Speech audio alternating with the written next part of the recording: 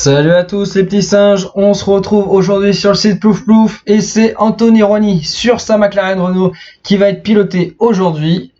Donc on espère que ça va bien se passer pour lui et on se retrouve de suite pour les qualifications.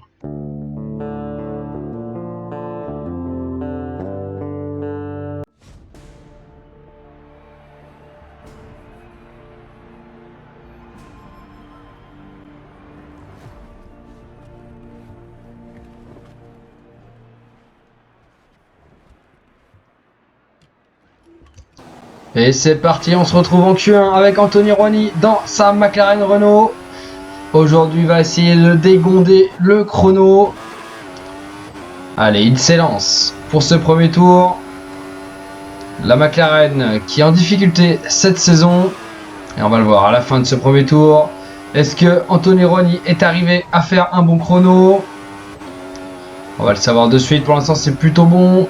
Et une 50-630, c'est un très bon chrono pour Anthony Roigny qui signe le meilleur temps devant son équipier Antonin et Elliott Ken et Alex en 5e position. Pas trop de surprises pour le moment. Les Ferrari ont la date assez loin. Et chez les ennemis, on a Emeric, Benjamin, Etienne, Arthur, David et Yanis Berger. Allez, on va maintenant passer à la Q2. Et c'est reparti, on retrouve Anthony Roigny dans cette Q2 qui s'élance pour son premier tour chronométré après avoir réalisé le meilleur temps lors de la Q1. Ah, c'est très bien joué de la part d'Anthony pour l'instant qui est sur un bon rythme. Ah, il s'est un peu loupé. Attention, et ouais, il est gêné par Alex Play. Et qu'est-ce qu'il fait Roigny? Qu'est-ce qu'il fait? Il a fallu lui rentrer dedans. On le retrouve à la fin de ce premier tour en Q2. Et encore une erreur. Encore une erreur, et il est très très loin, une 52-211, il va continuer, il s'élance de suite pour un second tour. Est-ce que c'est une bonne idée de se rélancer? On va le voir de suite je pense. Ah ouais, Corentin Champion qui a déjà fait le meilleur tour, une 52-019, donc c'était un bon choix de se rélancer pour Roigny. Et ouais, carrière qui améliore, une 51-226. Allez, il est tombé 4ème pour l'instant Roigny. Est-ce qu'avec ce tour, ça va permettre de récupérer les premières places? On va le savoir de suite. Et le dernier virage qui est bien maîtrisé par Anthony Roigny. On le retrouve sur la ligne droite. Et c'est parfait, une 49-386. Mais quel 387 pardon. Quel chrono pardon pour Anthony Roigny. Et chez les éliminés on retrouve Alex, son coéquipier Antonin. Et on va découvrir les 4 autres éliminés. Nous avons Adrien Blanc, Gauthier avec l'Alpine, Quentin Giraud et Corentin Cercia. Allez, on se retrouve en Q3 pour ce premier tour. Attention, il a failli taper Roigny, heureusement que c'était le tour de chauffe. Allez, il va s'élancer. Ah, il s'est fait un peu peur, une petite frayeur. Heureusement, il n'a rien cassé sur sa machine. Allez, c'est parti, il s'élance, son premier tour est chronométré. Et attention, il est juste derrière Nico Curtil. Et Thomas Moulin qui signe le meilleur tour en 1,51,410. Est-ce que Roigny va arriver à faire mieux? Et en plus, il a pris de l'aspi, il prend l'aspi à Nico Curtil. C'est très bien joué de la part d'Anthony Roigny. On va voir le temps très bientôt. 1,48,968. Incroyable temps pour Anthony Roigny. Ah, c'est parfait pour Anthony Roigny. Et c'est du coup la pole position pour Anthony Roigny devant Noé, Thomas et Corentin Champion. En 5e position, on retrouve Elliott devant Ken et Nico. En 8e position, on retrouve Aurélien devant Damien et Florian Magnier. Voilà messieurs, c'est tout pour les qualifications. On se retrouve de suite pour la course.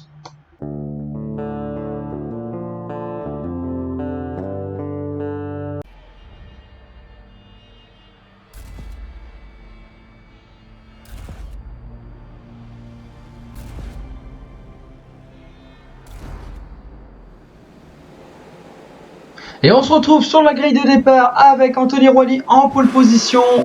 Derrière lui, Noé Carrière, Thomas Moulin et Corentin Champion. Attention au départ, il est très important. Anthony en plus qui a un moteur un peu moins performant que les autres, le moteur Renault. Et pour l'instant c'est très bien joué de la part de Roigny. Et ouais, très très bon départ de la part d'Anthony Roigny. Il a géré parfaitement ce départ. Et voilà, il a pris du temps de suite. De toute façon, ils vont vite revenir les autres. Mais pour l'instant, Anto qui a géré, qui a fait un très très bon départ. C'est parfait pour lui. Et on se retrouve à l'entrée de ce deuxième tour. Et Thomas Moulin qui revient comme un boulet de canon derrière Anthony Rwani. Attention, on va pas falloir se louper Rwani. Ouais, ça tombe pas. Ça tombe, la voiture qui tombe pas. Et ouais, il a dû presque s'arrêter Anthony Rwani. Malheureusement, ça profite à Thomas Moulin. Et ouais, il a pris le virage beaucoup trop large. Et derrière, la voiture ne tourne pas. Il faut presque s'arrêter pour pouvoir tourner le volant. Et attention, il essaye de revenir. Rwani qui prend beaucoup de risques. Attention de ne pas se cracher dans ce troisième tour.